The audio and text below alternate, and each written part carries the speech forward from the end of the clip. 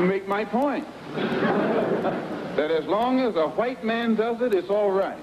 A black man is supposed to have no feelings.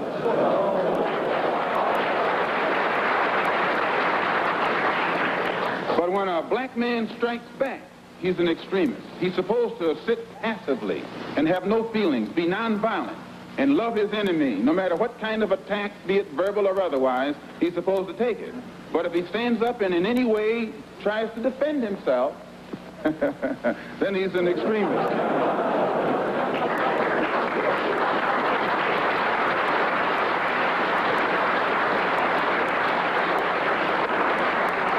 No, I think that the speaker who preceded me is getting exactly what he asked for.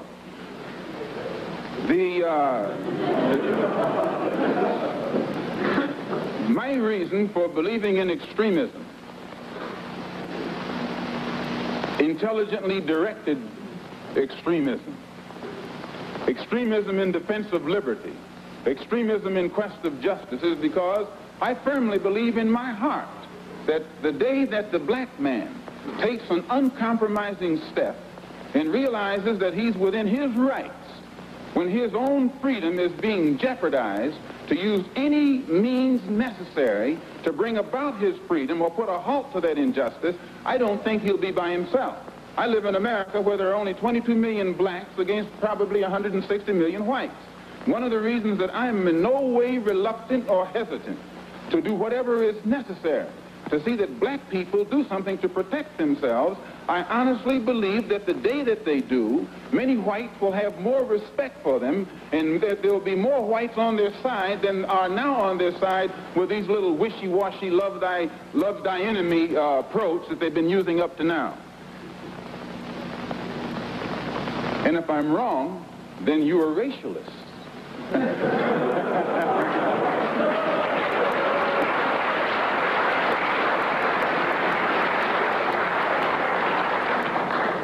As I said earlier, in my conclusion, I'm a Muslim.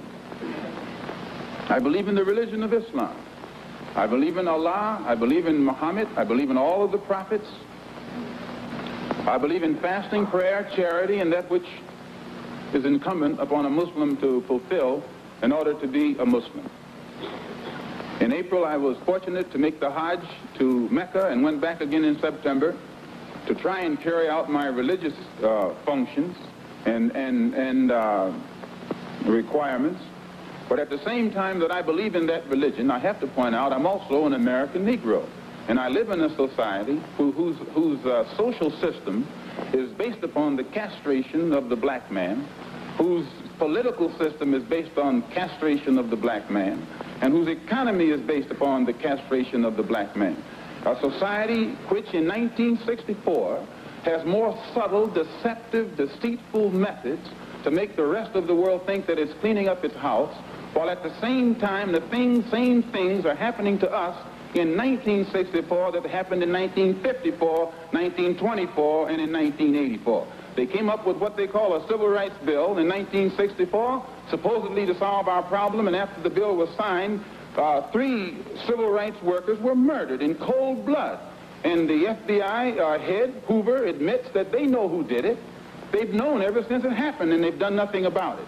Civil rights bill down the drain. No matter how many bills pass, black people in that country, where I'm from, still our lives are not worth 2 cents. And the government has shown its inability, or either its unwillingness, to do whatever is necessary to protect life and property where the black American is concerned.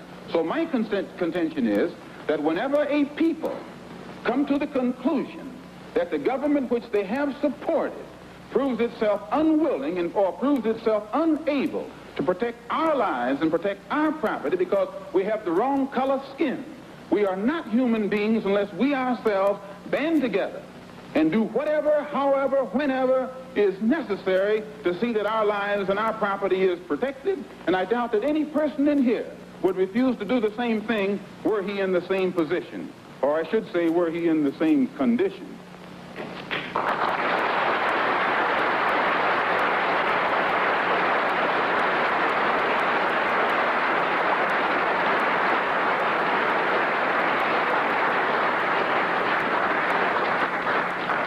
one step farther to see am I justified in this stand. And I say, I'm speaking as a black man from America, which is a racist society. No matter how much you hear it talk about democracy, it's as racist as South Africa, or as racist as Portugal, or as racist as any other racialist society on this earth. The only difference between it and South Africa preaches separation and practices separation. America preaches integration and practices segregation. This is the only difference. They don't practice what they preach.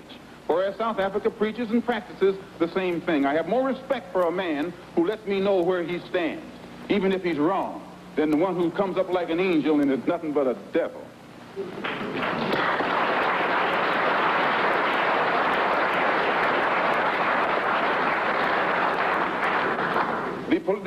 The system of government that America has consists of committees. There are 16 senatorial committees that govern the country and 20 congressional committees. 10 of the 16 senatorial committees are in the hands of Southern racialist senators who are racialists. 13 of the 20, this was before the last election. I think it's even more so now. 10 of the 16 committees, senatorial committees, are in the hands of senators who are Southern racialists. 13 of the 20 congressional committees were in the hands of Southern congressmen who are racialists, which means out of the 36 committees that govern the foreign and domestic direction of that government, 23 are in the hands of Southern racialists, men who in no way believe in the equality of man, and men who do anything within their power to see that the black man never gets to the same seat or to the same level that they are on. The reason that these men from that area have that type of power is because America has a seniority system. And these who have that seniority have been there longer than anyone else because the black people in the areas where they live can't vote.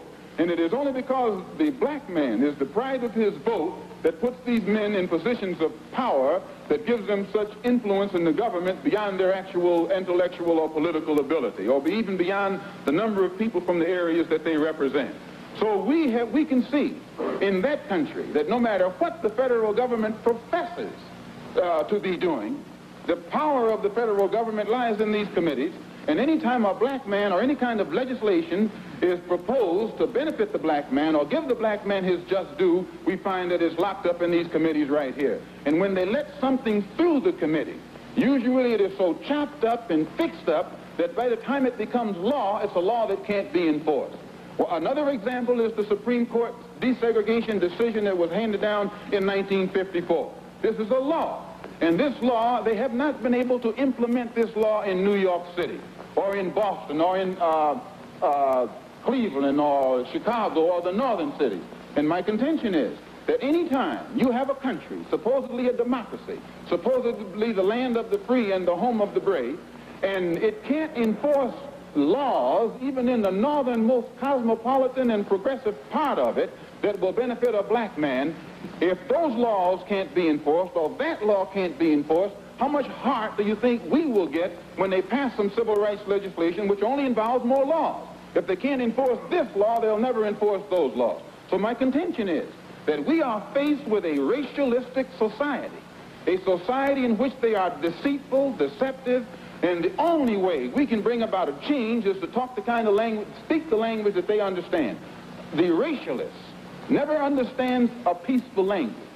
The racialist never understands the nonviolent language. The racialist, he's spoken his language to us for 400 years. We have been the victim of his brutality. We are the ones who face his dogs that tear the flesh from our limbs, only because we want to enforce the Supreme Court decision. We are the ones who have our skulls crushed, not by the Ku Klux Klan, but by policemen, only because we want to enforce what they call the Supreme Court decision.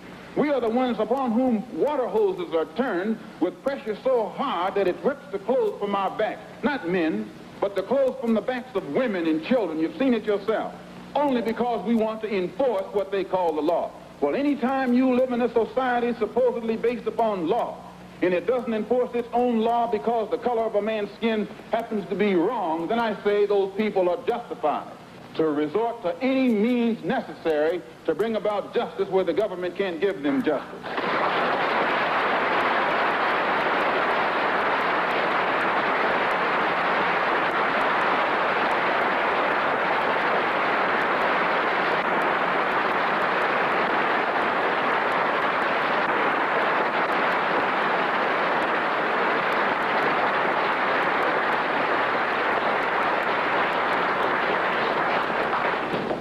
don't believe in any form of unjustified extremism.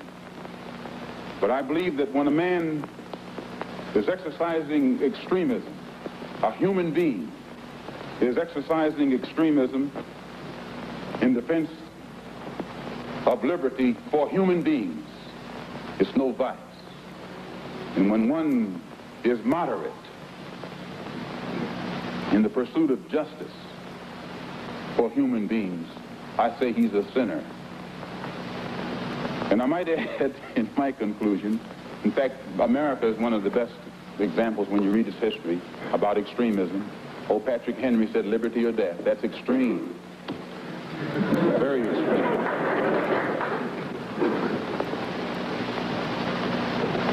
I read once, passingly, about a man named Shakespeare. I only read about him passingly, but I remember one thing he wrote that kind of moved me.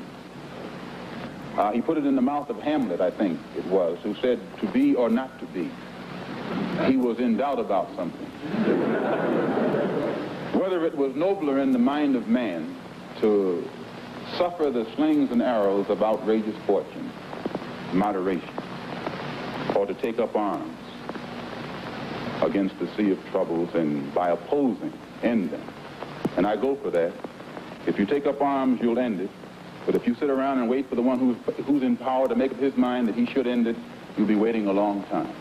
And in my opinion, the young generation of whites, blacks, browns, whatever else there is, you're living at a time of extremism, a time of revolution, a time when there's got to be a change. People in power have misused it, and now there has to be a change, and a better world has to be built, and the only way it's going to be built is with extreme methods. And I, for one, will join in with anyone, don't care what color you are, as long as you want to change this miserable condition that exists on this earth. Thank you.